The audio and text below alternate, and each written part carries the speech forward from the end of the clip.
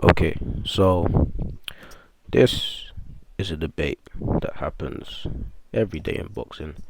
Every day, at least once, in a gym somewhere in the world, this debate comes up, which is who is really the pound for pound king in boxing? And let me just start off by saying all pound for pound lists are flawed, they're so inaccurate because everyone base their pound for pound lists on different things. Some people base it on resume, some people base it on power, some people base it on skills. It's all over the place. So everyone's list is different for different reasons. So there is no right or wrong list. There's no right or wrong answer because everyone's list is different. Everyone's idea is different of why somebody would be the pound for pound king. So let's start off by let me start off by saying how I do my pound for pound list, and mine is based on skill. As far as I'm concerned, when we talk about pound for pound fighter, I think of out of all fighters, who should really stand at the top when it comes to fighting.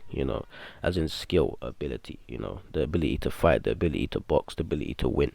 You know, that is how I assess this whole thing, and despite that's my list, I still end up with the same three as everyone else in the top three, which is Canelo Alvarez, Terence Crawford, Lomachenko. So that doesn't change anything, but one thing that does make a difference is how sure I am that Lomachenko is the number one pound for pound king, and the reason for it is simple. The way I break down skills is simply by not looking at who does what better, not looking at who does X, Y, and Z better, whose footwork's better, whose power's better, whose speed is better, whose IQ. That is that's a long and complicated way of looking at it. This list doesn't need to be complicated. We're in a sport of fighting, so this is how it's easy to break it down, which is if I take Lomachenko's skills, I take Terence Crawford's skills. I put it in two bodies. Two bodies. So I put in two bodies with the exact same amount of reach, the exact same height, in the exact same shape, you know, so phenomenal shape both these bodies are in, and I put the skills in both individual bodies. So one body has Lomachenko's skills, Lomachenko's mindset, Lomachenko's winning mentality, all of that. Lomachenko's IQ.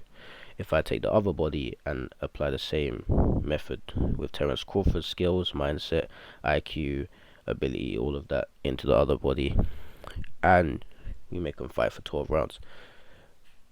My my idea of how that turns out is Lomachenko will come out on top. I believe Lomachenko's skills are not superior by miles, not far superior to Terence Crawford, because I'm not going to sit here and disrespect Terence Crawford like that. Terence Crawford has got skills, let's be real, let's not play around here. Terence Crawford has got skills, but at the end of the day, you ask me who really comes out on top if we apply this method. I have Lemachenko coming out on top more times than not. I'm not gonna sit here and say that it's a mismatch because I don't believe if I make this happen 10 times that Lomachenko's skills come out on top 10 times, but I definitely believe it comes out on top more times than not. So that is my method of breaking it down, and that's how I get my answer of who the pound for pound king should be.